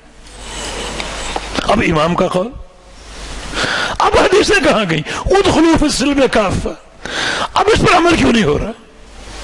پھر ایک ہی جواب ہوتا، جیسی آپ کے ہاں پڑھی جاتی ویسے ہی پڑھ دو، اختلاف نہ کرو، لوگوں کو جوڑو توڑو نہ۔ جوڑ اور توڑ مصطفیٰ علیہ السلام کی سنت پر ہوگا۔ جو سنت کو مانتا ہے وہ جوڑنے کے قابل، جو سنت کو نہیں مانتا وہ ٹوٹنے کے قابل۔ تو یہ تفریق کیوں؟ ادخلوا فی السلم کافہ، اس کا تقاضا کیا ہے؟ تو اللہ کے پیارے پیغمبر کی احادیث کا یہ مقام کہ مکمل قبول کرنا، پورا ذخیرہ حدیث آپ کے سامنے ائمہ محدثین نے محنت کر کے صحیح احادیث کا انتخاب کیا، ہمارے سامنے وہ پیش کی، وہ موجود ہیں۔ صحیح بخاری موجود ہے، صحیح مسلم موجود ہے، جن کی صحت پر دنیا کے سارے مذاہب متفق ہیں۔ کیوں نہیں مانتے؟ سب چھوڑ دو، صرف صحیح بخاری کھول لو، اپنی نماز صحیح بخاری کی احادیث کے مطابق بنا لو، پھر دیکھو دنیا میں ایک ہی نماز پڑھی جائے گی، اور وہ کون سی نماز؟ اختلافات کے تصفیہ کا مقام تو یہی ہے نا۔ کوئی نقطہ اختلاف، مثلا رفع الیدین، رکوع جاتے ہوئے، رکوع سے اٹھتے ہوئے، یہ نقطہ اختلاف۔ ایک فریق کہتا نہیں کرنا، ایک کہتا کرنا، اختلاف ہو گیا۔ قرآن کیا کہتا ہے؟ ردوہ الی اللہ والرسول، اس کو لوٹا دو اللہ اور اس کے رسول کی طرف۔ اللہ کے پیارے حبیب کا فرمان کیا ہے؟ میرے بعد بڑے اختلافات دیکھو گے، اس وقت تم سب کو چھوڑ کے میری سنت کے ساتھ چمٹ جانا، فعلیکم بسنتی، میری سنت کے ساتھ چمٹ جانا۔ بات بالکل بات ہے۔ اب نقطہ اختلاف کیا ہے؟ رفع الیدین عند الرکوع و عند الرفع۔ ایک فریق کہتا کرو، ایک کہتا نہ کرو، تنازع موجود ہے، اس کو حل کیسے کریں؟ اللہ اور اس کے رسول کی طرف لوٹا دو۔ اب صحیح بخاری ہی دیکھ لیجئے، کتنی حدیثیں، بعض محدثین نے 50 سے زائد صحابہ کے نام ذکر کیے ہیں جن سے رفع الیدین کی حدیث منقول ہے۔ 10 مبشرہ بھی شامل ہیں ان میں، 10 وہ صحابہ جن کو دنیا میں جنت کی بشارت دی گئی، انہوں نے رفع الیدین کی حدیثیں روایت بھی کی اور رفع الیدین کرتے بھی تھے۔ اس کے مقابلے میں ایک حدیث ابن مسعود رضی اللہ عنہ کی جو کہ ضعیف ہے، عبداللہ بن مبارک جیسے چوٹی کے محدث نے اس کو ضعیف کہا، ابو داود رحمہ اللہ جن کی سنن ہے انہوں نے اس کو ضعیف کہا۔ اس کی سند میں ایک راوی عاصم بن کلیب جس کا تفرد محدثین نے قبول نہیں کیا۔ تو اتنی احادیث صحیحہ کے مقابلے میں ایک ضعیف حدیث کو لے لینا اور اختلاف کو قائم رکھنا۔ دیکھیں اختلاف ہونا معیوب نہیں ہے، اختلاف کا باقی رہنا معیوب ہے۔ کیوں؟ اس لیے کہ کتاب و سنت موجود ہے۔ جس قوم میں کتاب و سنت موجود ہو اس قوم کا اختلاف باقی رہ سکتا ہے؟ بھئی یہودیوں میں اختلاف ہو ممکن ہے، تورات ختم ہو چکی، محرف ہو چکی. عیسائیوں میں اختلاف ہو ممکن ہے، انجیل محرف ہو کے ختم ہو چکی. مسلمانوں میں اختلاف ہو اور وہ باقی رہے یہ ممکن نہیں ہے، کیونکہ قرآن اور حدیث قیامت تک موجود رہیں گے. پھر یہ اختلاف کیوں باقی؟ اس لیے باقی ہے کہ جو اختلاف کے خاتمے کا شرعی طریق ہے وہ ہم نے اختیار نہیں کیا.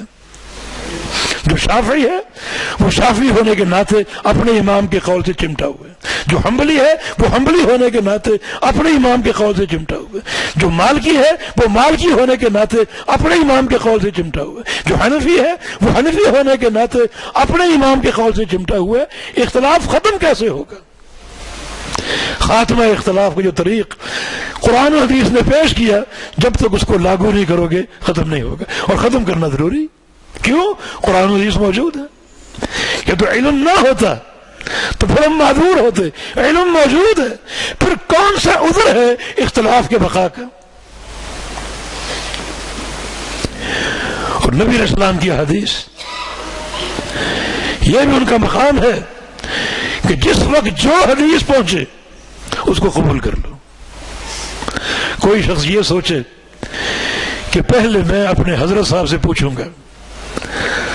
حافظ ابن قیم رحمہ اللہ، اللہ اکبر، ان سے ایک شخص مناظرہ کر جگڑ رہا اور اس کی سوچ بھی یہی تھی. کوئی حدیث آ جائے پہلے بزرگوں سے پوچھو، اس کی تصدیق کروائیں. ابن قیم رحمہ اللہ جوش سے فرماتے ہیں، بولتے ہیں، بالفرض اگر تم مصطفیٰ علیہ السلام کے سامنے بیٹھے ہو اور وہ آپ کو کوئی بات کہیں، وہ آپ کی حدیث ہی ہے نا، آپ سے کچھ کہیں تو ان سے بھی کہو گے کہ پہلے کسی بڑے سے پوچھ کر آتا ہوں؟ ان سے کہو گے؟ کہا نہیں، حاشا وکلا نہیں کہوں گا. تو فرمایا پھر اللہ کے نبی کی حدیث میں کیا فرق ہے؟ جو آپ سامنے بیٹھ کر ارشاد فرمائیں وہ، اور جو آپ کی وفات کے بعد ہم تک پہنچے، ان دونوں فرامین میں کیا فرق ہے؟ نہیں میرے دوستوں اور بھائیوں، ایمان کے تقاضوں کو پہچانو. استجیبوا للہ وللرسول اذا دعاکم لما یحییکم. اللہ اور اس کا رسول تمہیں جب بھی بلائے فوراً قبول کرو، فوراً لبیک کہو، کسی تاخیر کے بغیر، کسی توقف کے بغیر، کسی تعویل کے بغیر، کسی اور سوچ کے بغیر اس کو فوراً قبول کر لو.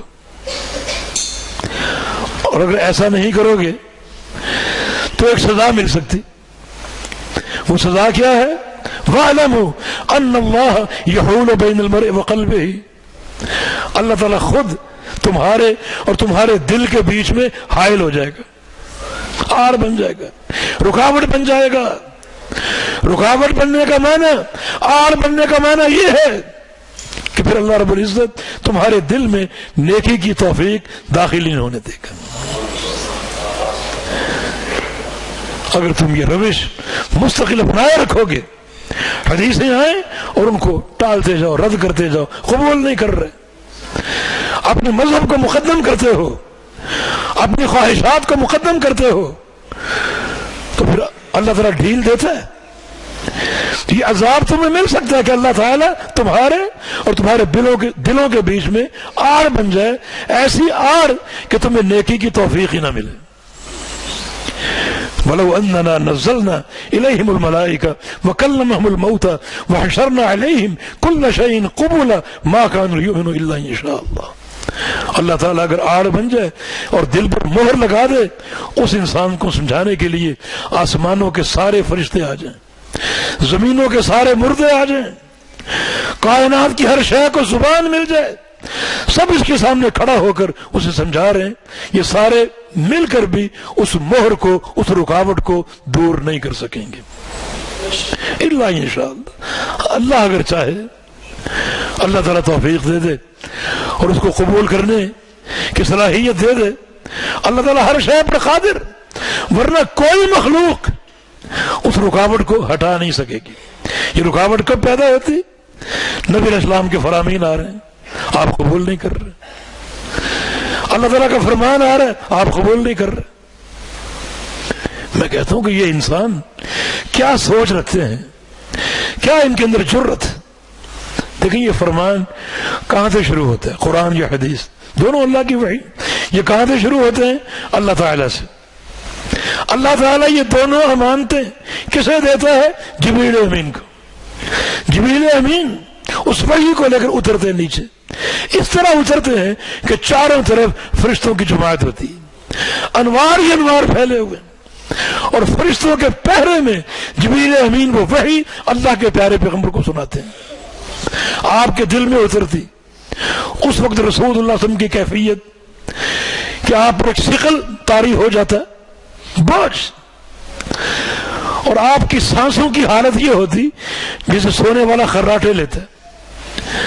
ام مومن فرماتی ہیں بعض اوقات سردی کی شدت میں میرے کمرے میں اللہ کے پیارے پیغمبر پر وحی اترتی، فرشتہ وحی دے کر جاتا، شدت کی سردی ہوتی، نبی علیہ السلام کی پیشانی کے دونوں طرف سے پسینہ یوں گرتا جیسے آپ نے جانور کا حلق کاٹ دیا اور رگ سے خون بہتا، اس طرح دونوں طرف سے پسینہ بہتا۔ 23 سال آپ نے یہ تکلیف برداشت کی۔ آسمانوں سے پیغام آیا، جبریل امین لے کر آئے، فرشتوں کی جماعت کے بیچ، فرشتوں کے پہرے میں وہ فرمان، وہ وحی اللہ کے پیغمبر کے دل میں ڈالی جاتی، آپ پسینے میں نہا جاتے، کفار قریش کو سناتے، وہ پتھر مارتے، راستے میں کانٹے بچھاتے، مجنون اور شاعر کہتے، دیوانہ کہتے، ساحر کہتے۔ وہی فرمان چلتے چلتے ہم مسلمانوں کے پاس پہنچا، ہم نے کیا سلوک کیا کہ ٹھیک ہے یہ قرآن ہے، یہ حدیث ہے، مگر یہ ہمارے مذہب کے خلاف ہے، ہم نہیں مانیں گے۔ یہ مقام ہے قرآن و حدیث کا۔ اللہ کا خوف کرو اور اس عظمت کو پہچانو، فوری قبول کرو، ورنہ یاد رکھو اللہ رب العزت تمہارے اور تمہارے دلوں کے بیچ میں آڑ بن جائے گا، پھر تمہارے دلوں کو نیکی کی توفیق نہیں ملے گی۔ نیکیاں کرو گے مگر وہ قبول کے وصف سے خالی ہوں گی، قبول کے وصف۔ ابن قیم فرماتے ہیں کہ بعض لوگ جو بدعات کو اپنا لیتے ہیں، کتاب و سنت کے دائرے سے باہر نکل آتے ہیں، تو شیطان ان سے بے پرواہ ہو جاتا ہے۔ جاؤ بیٹا، جاؤ حج کرو، عمرے کرو، نمازیں پڑھو، تہجد پڑھو، اشراق پڑھو، جاؤ جو مرضی کرو، مجھے کوئی پرواہ نہیں۔ کیوں کہ میں نے جو تمہیں منہج دے دیا ہے اس کی موجودگی میں تمہاری کوئی نیکی اللہ قبول ہی نہیں کرے گا۔ یہ معنی ہے کہ اللہ تعالیٰ ایسی آڑ بن جائے گا کہ حق داخل نہیں ہونے دے گا، بدعات ہوں گی، خرافات ہوں گی، حق داخل نہیں ہونے دے گا، اور یہ بڑا کڑا عذاب ہے۔ مصطفیٰ علیہ الصلوۃ والسلام کی حدیث، ایک لفظ فقہ کا لفظ ہے، فقہ بھی سن لے کیا ہے، فقہ کی تعریف کیا ہے، جو امام الانبیاء نے خود کی ہے۔ ہم نے فقہ کو ایک تفریق کی پٹری میں ڈال کر ایک فرق اور خلیج بیچ میں پیدا کر دی۔ نبی علیہ السلام کی ایک حدیث جو آپ نے اپنے حج کے موقع پر منا کے دنوں میں مسجد خیف میں ظہر کی نماز ادا کر کے سارے صحابہ سامنے موجود، اور وہ حدیث ارشاد فرمائی، وہ حدیث خبر بھی ہے اور دعا بھی۔ نظر اللہ مرا سمع منی حدیثا فحفظه ووعاه ثم اداه كما سمعه او كما قال۔ اللہ تعالیٰ اس شخص کے چہرے کو تر و تازہ کر دے گا، یہ خبر ہے، یہ دعا، یا اللہ اس شخص کے چہرے کو تر و تازہ کر دے۔ کون شخص؟ جس کا میری حدیث کے ساتھ 4 طرح کا تعلق قائم ہو گیا، 4 طرح کا، سمع مقالتی یا سمع منی حدیثا، اس کے دل میں میری حدیثوں کو سننے کا شوق پیدا ہو گیا، شوق پیدا ہو گیا۔ امام اوزاعی کا قول ہے انہوں نے بدعتی لوگوں کی ایک علامت ذکر کی، من علامت اہل البدع، اہل بدعت کی ایک علامت یہ ہے اذا حدثتہ بحدیث خلاف مذہبہ یبغض الحدیث، اگر کبھی اسے آپ کو حدیث سنائے کہ یہ حدیث دیکھو، یہ حدیث بخاری کی مسلم کی دیکھو، اور وہ حدیث اس کے مذہب کے خلاف ہو، یبغض الحدیث، حدیث کو قبول نہیں کرے گا بلکہ اس کا سینہ حدیث کی نفرت سے بھر جائے گا. یہ بات موجود ہے، حدیث کا بغض آئے گا دل میں، قبول نہیں کریں گے کہ یہ حدیث میرے مذہب کے خلاف، میری برادری کے خلاف، بڑوں کی باتوں کے خلاف، قبول نہیں کریں گے، حدیث کا بغض اپنے سینے میں قائم کر لیں گے. لیکن یہاں کیا ہے، یا اللہ اس شخص کے چہرے کو تر و تازہ فرما دینا جس کے دل میں میری حدیث کو سننے کا شوق ہو، لگن پیدا ہو جائے. سمع منی حدیث، ایک حدیث سن لے، فحافظہ، اس کو یاد کر لے. یاد کرنے کے دو معنی، یا اس کی الفاظ یاد کر لے، الفاظ یاد نہیں کر سکتا تو اس کا معنی یاد کر لے. دوسرا تعلق. تیسرا تعلق ہے فوعاہ، اور اس کو سمجھ لے کہ اللہ کے پیارے پیغمبر یہاں کیا ارشاد فرما رہے ہیں، سمجھ لے. یہ سمجھ بھی تو انتہائی قابل تعریف چیز ہے. من یرید اللہ بہ خیرا یفقہہ فی الدین، اللہ تعالیٰ جس شخص کے ساتھ بھلائی کا فیصلہ فرما لے، بھلائی کا، خیر کا فیصلہ فرما لے، اس کو اللہ کیا دیتا ہے؟ دینے کے لیے بہت کچھ ہے، پوری کائنات اس کی، اللہ تعالیٰ اسے دین کی سمجھ دیتا ہے. تو یہ تیسری چیز، میری حدیث کو سننے کا شوق، حدیث کو یاد کرنے کا شوق اور اس کو سمجھنے کا شوق. اور چوتھی چیز کیا ہے، فَأَدَّاهُ كَمَا سَمِعَهُ، پھر جس طرح سنا اسی امانت کے ساتھ آگے پہنچا دے. یہ چار شوق ہو گئے، سماع حدیث، حفظ حدیث، فہم حدیث اور ادائے حدیث. یہ چار. آگے جملہ کیا ہونا چاہیے تھا؟ بات تو حدیث کی ہو رہی،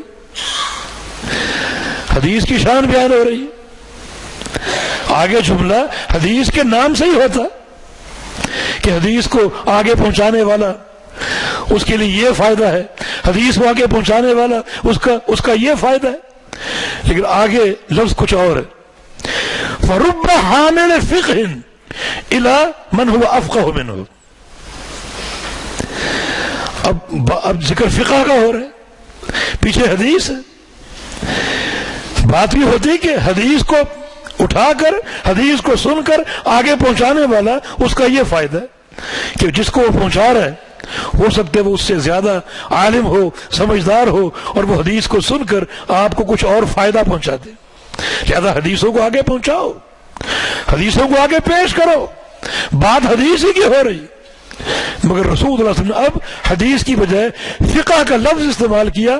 معنی نصاً فقہ کی تعریف واضح ہو گئی کہ فقہ حدیث کا نام، یہ کوئی الگ چیز نہیں ہے.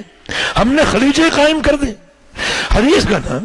حدیث کو سامنے رکھو، حدیث کا فہم حاصل کرو، حدیث کو سننے کا شوق پیدا کرو، حدیث کو سمجھنے کا شوق پیدا کرو، حدیث کو آگے پہنچانے کا شوق پیدا کرو. اور یہی حقیقی فقہ ہے اللہ کے پیارے پیغمبر کے فرمان کے مطابق. یہی حقیقی فقہ ہے. آپ نے فقہ کس چیز کا نام دے دیا؟ یہ خلیج ہیں. جناب ہمارے امام کی فقہی قوت اتنی زیادہ تھی کہ لکڑی کے ستون کو اپنے علم کی زور سے سونے کا ثابت کر سکتے تھے. اس کو فقہ کہو گے، جھوٹ کہو گے. ستون لکڑی کے اپنے علم اور فقہ کے زور سے اسے سونے کا ثابت کر دیں گے. یہ فقہ ہے؟ یہ کون سی فقہ ہے؟ حدیث، اللہ کے پیارے پیغمبر کے فرامین. یہ حقیقی علم کی روح اور خالص دین جس میں اس قسم کی کوئی چیز نہیں، اس قسم کی کوئی چیز نہیں. کیا مسائل آئیں گے آپ کے سامنے؟ وہ ہدایت میں دو لوگ چوری کرنے گئے اور ایک مکان میں داخل ہو گئے، ایک باہر کھڑا ہوئے. جو مکان میں داخل ہوا اس نے سامان سمیٹا، گٹھڑی باندھی اور باہر والے کو دے دی. وہ لے کے چلا گیا، وہ بھی باہر آ گیا۔ اب سوال یہ اٹھایا کہ دونوں میں سے ہاتھ کس کا کاٹا جائے گا؟ مفتی صاحب کا جواب کسی کا نہیں۔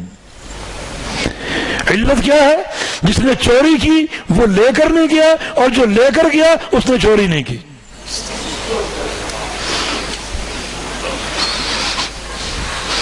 یہ منظم ڈاکہ ہے یا نہیں؟ منظم چوری ہے یا نہیں؟ دین کیا کہتا ہے؟ دونوں کو معاف کر دو، دونوں چور ہیں، دونوں ملوث ہیں۔ یہ خلیج کیا ہے؟ یہ حدیث کا نور، ایسی کوئی چیز آپ کو نہیں ملے گی۔ ہاں ایسے ایسے مسائل جو ناقابل تصور، ناقابل توقع۔ ایک فقہی مسئلہ، عصر کی نماز پڑھ لی، سورج غروب ہو گیا، مغرب بھی پڑھ لی، سورج غروب ہو گیا، مغرب بھی پڑھ لی۔ اگر سورج دوبارہ طلوع ہو جائے تو دوبارہ عصر پڑھیں گے یا نہیں پڑھیں گے؟ ایسا ممکن ہے؟ کبھی سورج غروب ہو کے دوبارہ طلوع ہوا؟ وہ قصہ ایک منسوب کرتے ہیں جناب علی بن ابی طالب رضی اللہ عنہ کی طرف، لیکن موضوع مکذوب اور باطل اسانید کی صد مروی۔ سورج دوبارہ طلوع ہو سکتا ہے؟ ایسی بحث جس کا کوئی فائدہ ہی نہیں۔ لیکن نہیں، فرقے سے آ کرو، کیونکہ فرقے گن کر وظیفہ ملے گا۔ ایک مسئلہ اور، ایک شخص فوت ہو گیا، اس کا ترکہ بٹ گیا، وارثوں نے تقسیم کر لیا، اب وارث وہ ترکہ کھا رہے ہیں، پی رہے ہیں۔ اگر وہ شخص دوبارہ زندہ ہو کر آ جائے تو ترکہ واپس لے گا یا نہیں لے گا؟ کبھی ایسا ہوا؟ قرآن و حدیث میں ایسے مسائل ملیں گے آپ کو؟ امیر المومنین عمر بن خطاب رضی اللہ عنہ اس قسم کی باتیں کرنے والے کو قریب بلاتے اور اس کے سر پہ کوڑے مارتے کہ جو واقعہ ہوا ہی نہیں اور ہو ہی نہیں سکتا وہ کیوں بیان کر رہے ہوتے؟ تو میرے بھائی، قرآن و حدیث اللہ کا نور ہے، اس میں نہ کوئی اختلاف ہے، اس میں نہ کوئی ایسے مسائل ہیں جو ناقابل وقوع ہو۔ تو یہ حدیث، تعلق بالحدیث، چار اس کے فائدے، چار اس کے جو ہے وہ مرحلے: سماع حدیث، حفظ حدیث، فہم حدیث اور ادائے حدیث، عمل بالحدیث۔ یہ سارے کام کر لو تو چہرہ تر و تازہ ہو جائے گا۔ نظر اللہ عمرا، چہرہ تر و تازہ ہوگا دنیا میں بھی اور آخرت میں بھی۔ بڑی عظیم دعا ہے یہ۔ اگر آپ کا چہرہ دنیا میں تر و تازہ ہوگا تو اس کا معنی یہ ہوگا کہ آپ کا دل خوش ہے۔ اگر دل میں کوئی رنجش ہو، کوئی ناراضگی ہو، غصہ ہو تو چہرہ تر و تازہ ہو ہی نہیں سکتا۔ معنی یا اللہ اس شخص کے چہرے کو تر و تازہ کر دے، معنی اس کے دل کو خوش کر دے، اسے کوئی غم نہ آئے، اسے مسرور کر دے، خوشحال کر دے۔ یہ دنیا کی دعا ہے۔ قیامت کے دن بھی چہرے کی تر و تازگی وہ کیسے حاصل ہوگی؟ قرآن کہتا ہے تعرف فی وجوہہم نظرۃ النعیم، لوگ جنت میں داخل ہو جائیں گے، جنت کی نعمتیں کھائیں گے تو ان کے چہروں کی تر و تازگی بڑھتی جائے گی۔ خاص طور پہ ایک نعمت اللہ کے دیدار کی، اللہ تعالیٰ آپ کو بھی عطا فرمائے، مجھے بھی عطا فرمائے۔ جب اللہ کا دیدار حاصل ہوگا چہرے اور تر و تازہ ہو جائیں گے اور روشن ہو جائیں گے۔ تو یا اللہ ان کے چہروں کو تر و تازہ کر دے جن کا میری حدیث کے ساتھ یہ چار طرح کا تعلق ہے۔ مانا یہ دعا جو ہے جنت کے داخلے کی دعا ہے، یہ دعا جو ہے جنت کی نعمتوں کی دعا ہے، یہ دعا جو ہے اللہ کے دیدار کی دعا ہے۔ جو حدیث کا طالب ہے اللہ تعالیٰ اس کو چہرے کا نور دیتا ہے، دنیا میں بھی اور قیامت کے دن بھی۔ دیکھیں کتنا ایک عظیم الشان ایک تحفہ اللہ کی طرف سے قرآن حدیث کی صورت میں۔ حدیث دین فہمی کی اساس ہے، خالق کائنات کی وحی، مثل قرآن اس کو قرار دیا گیا، مثل قرآن، کوئی فرق نہیں، تشریعی اعتبار سے فرق نہیں، اب فرق ہے مطلوب و غیر مطلوب کا۔ قرآن متعبد بالتلاوہ ہے، اس کی تلاوت کا اجر ہے، ہر حرف کی 10 نیکیاں۔ حدیث اس کو پڑھنے کا، مطالعہ کرنے کا اپنا ثواب ہے۔ لیکن مطلوب نہیں ہے، متعبد میں تلاوہ نہیں. باقی قرآن لفظ و معنی اللہ کی طرف سے اترا، جبکہ حدیث جو ہے معنی اللہ کی طرف سے اترا اور الفاظ محمد رسول اللہ صلی اللہ علیہ وسلم کی. یہ ایک ابتلا ہے تاکہ کوئی ایسے لوگ آئیں گے. یہ تفریق کیوں ہے؟ کچھ احکام قرآن میں، کچھ حدیث میں. نمازوں کی تعداد قرآن میں کیوں نہیں؟ نمازوں کی جو ایک سری اور جہری کا فرق ہے وہ قرآن میں کیوں نہیں؟ نمازوں کے اوقات قرآن میں کیوں نہیں، حدیث میں کیوں؟ یہ ایک امتحان. اللہ رب العزت جس طرح چاہے لوگوں کو آزمائے. حبیب مصطفیٰ علیہ الصلوۃ والسلام ان کی کامل تصدیق یہ ایمان کا شرف ہے. نبی صلی اللہ علیہ وسلم نے ایک موقع پر فرمایا تھا جب جنتی جنت میں داخل ہو جائیں گے تو بعض جنتی اوپر کو جھانکیں گے، اوپر کو دیکھیں گے تو انہیں اوپر محلات نظر آئیں گے. یرون فوقہم غرفا، اپنے اوپر محلات دیکھیں گے. کتنا اوپر؟ جیسے آج زمین والے آسمانوں کے ستارے دیکھتے ہیں، اتنا اوپر. صحابہ نے یہ حدیث سنی. اب صحابہ ہر ثواب کے حریص، ہمیں بھی یہ بلند درجہ حاصل ہو جائے. لیکن صحابہ نے کہا یا رسول اللہ صلی اللہ علیہ وسلم تلک منازل الانبیاء، یہ تو انبیاء کے ٹھکانے ہو سکتے. اتنا اونچا، اتنا فرق، یہ تو انبیاء کے ٹھکانے ہو سکتے. فرمایا کہ انبیاء کے تو ہوں گے اور اونچے ہوں گے، لیکن یہ مقام کن کا ہوگا؟ رجال آمنوا باللہ وصدقوا المرسلین. یہ وہ لوگ ہیں جنہوں اللہ پر ایمان لائے، اپنے رسول کو سچا جان لیا اور مان لیا.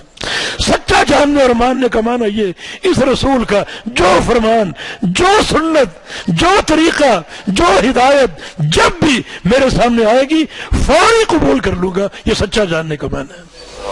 اگر یہ وصف آپ کے اندر پیدا ہو جائے تو اللہ یہ مقام قیامت کے دن دے گا کہ جنت میں اتنا اونچا کہ بعض جنتی انہیں یوں دیکھیں گے جیسے آج زمین والے آسمان کے ستارے دیکھتے ہیں.